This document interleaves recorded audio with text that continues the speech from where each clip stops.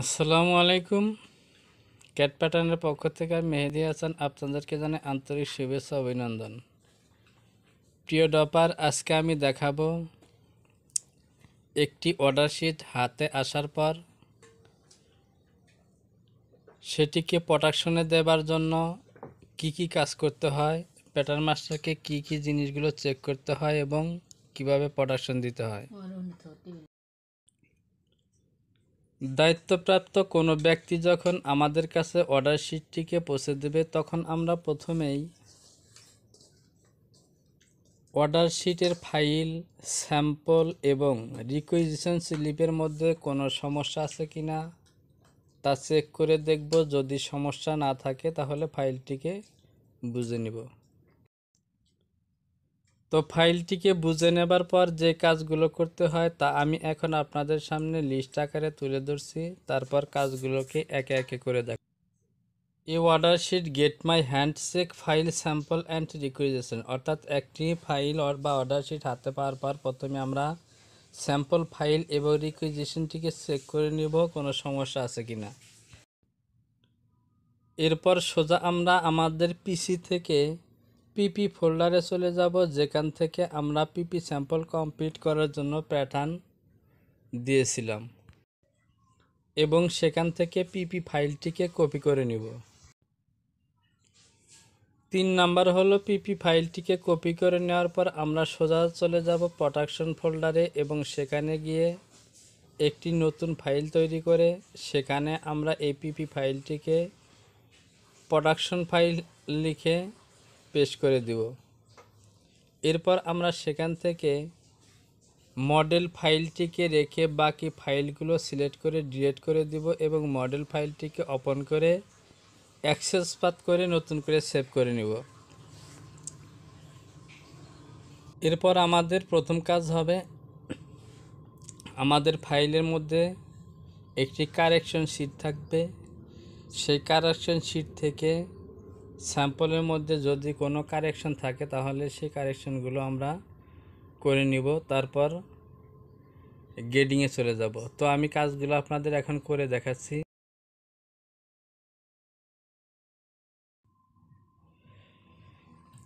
এবার আমি ফাইলের স্টাইল নাম্বারটি দেখলাম এবং আমি চলে যাব আমার লোকেশনে যেখানে আমার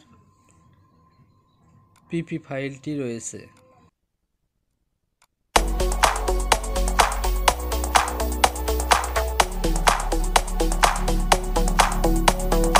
এখান থেকে আমি আমার ফাইলটিকে কপি করে নিলাম।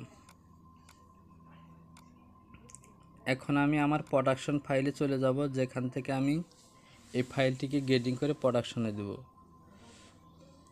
তো এখানে এসে আমি ফাইলটিকে পেস্ট করে দিলাম। এবার আমি ফাইলটিকে রিনেম করে আজকের ডেটটি দিয়ে দিব।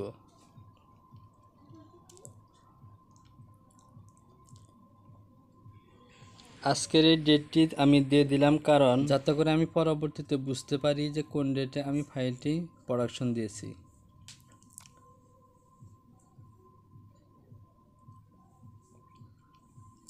এবার আমি এই ফাইলের ভিতর থেকে মডেলে ক্লিক করে ওপেন করব।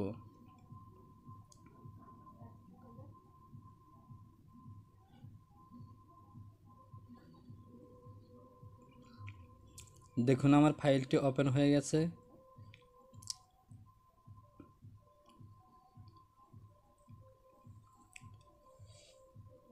এখন আমি এখান থেকে সমস্ত ফাইলগুলোকে সিলেক্ট করে ডিলিট করে দিলাম।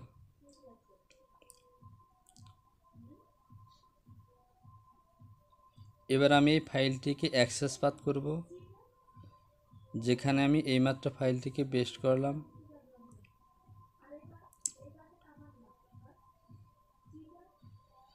অ্যাক্সেস পাথ করে ফাইলটিকে সেভ করে দেব এবং মডেল ভ্যালিডেশন করে দেব।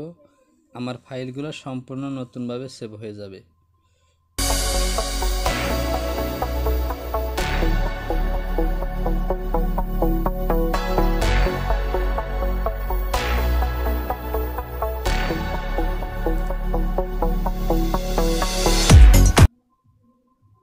এক্সপোর্ট অথবা মডেল ভ্যালিডেশন। দেখুন আমার ফাইলগুলো সম্পূর্ণ নতুনভাবে সেভ হয়ে গেছে।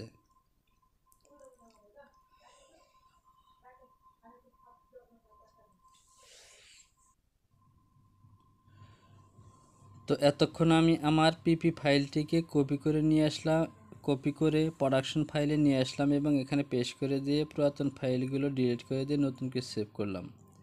এবার আমি এখান থেকে আমার ফাইলের ভিতরে এই কারেকশন শিট থেকে দেখে নেব কি কি কারেকশন আছে। সেই সাথে দেখুন আমার ফাইলটিতে কিছু হলুদ কালার দ্বারা হাইলাইট করা আছে, নিচে মেজারমেন্ট শিটের সাথে কিছু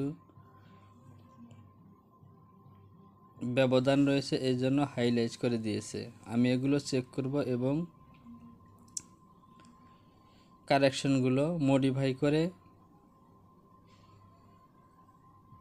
আমার মেজারমেন্ট শিটটিকে ওকে করব।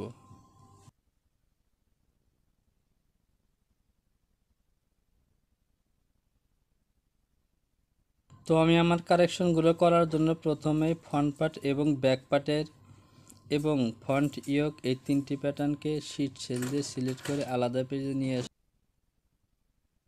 এবার ইয়কটিকে মেরি করে ফন্টের সাথে মেরি করলাম। এখন আমি কারেকশনগুলো দেখে দেখে ব্যাক এবং ফ্রন্ট পার্টে কারেকশনগুলো করে নেব। যে কোনো পিসের মডিফাই করার আগে অবশ্যই F3 থেকে প্রিন্ট অপশনে ক্লিক করে আমার ইঞ্চ পয়েন্টগুলোকে প্রিন্ট করে নিতে হবে।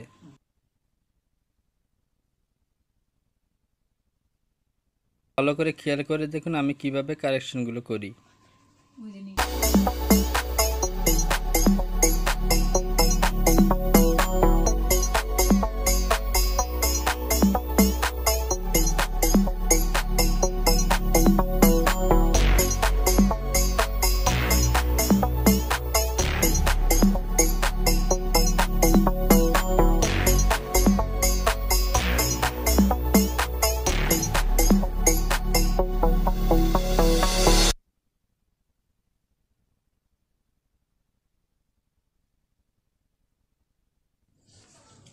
তো আমার ব্যাক পার্ট এবং ফ্রন্ট পার্টের কারেকশনগুলো করা শেষ। এবার আমি আমার পেজে ফিরে গেলাম এবং একবার সেভ করে নিলাম। এবার আমার কলার এবং স্লিপে কিসে কারেকশন আছে এই কারেকশনগুলো করে নিব।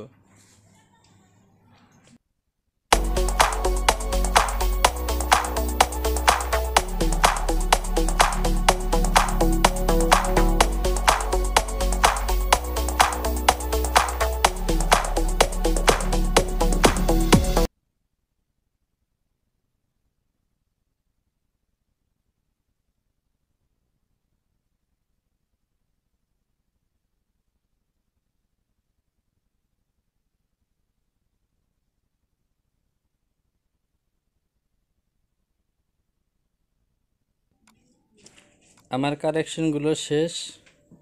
এখন আমি যে কারেকশনগুলো করলাম এগুলোর সাথে সমন্বয় করে মেজারমেন্ট শিটটিকে কারেকশন করে নিব।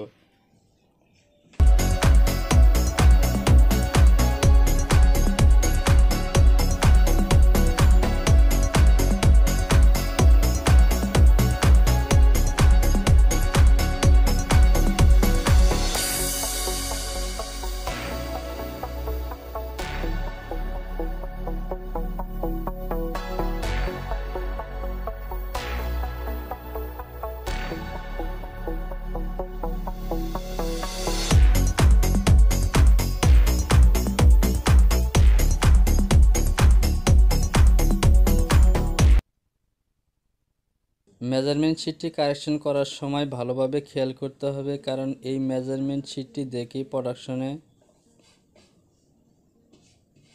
বডি মেজারমেন্ট করা হবে। সেই ক্ষেত্রে ডান সাইডে দেওয়া টলারেন্সের সাথে সম্পর্ক রেখেই শিটটিকে কারেকশন করতে হবে এবং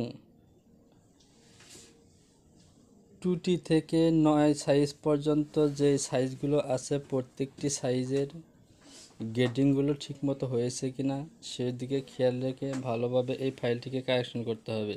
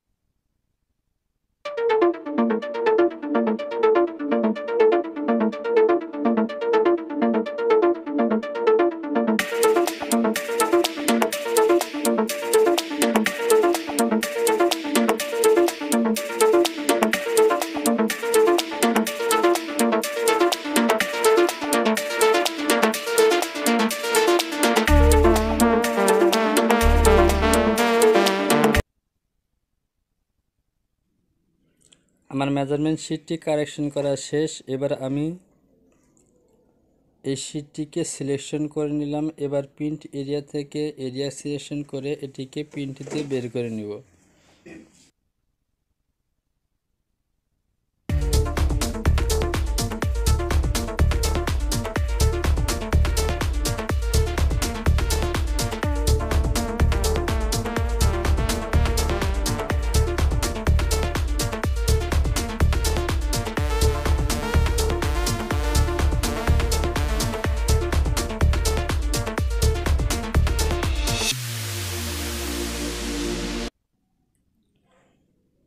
তো আমার শিটটিকে প্রিন্ট করে বের করতে মূল কথা, আমাকে একটি ফাইল হাতে পাওয়ার পর সেটিকে চেক করে গ্রহণ করতে হবে এবং এরপর ফাইলটিকে পিপি থেকে কপি করে প্রোডাকশনে দিতে হবে। এরপর কারেকশনগুলো ফলো করে বডি করে কালেকশন করতে হবে এবং মেজারমেন্ট শিটটিকে মডিফাই করতে হবে।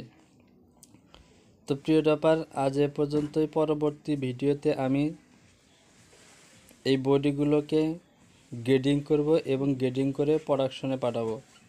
তো সে পর্যন্ত ভালো থাকুন, দেখা হবে পরবর্তী টিউটোরিয়ালে। আল্লাহ হাফেজ।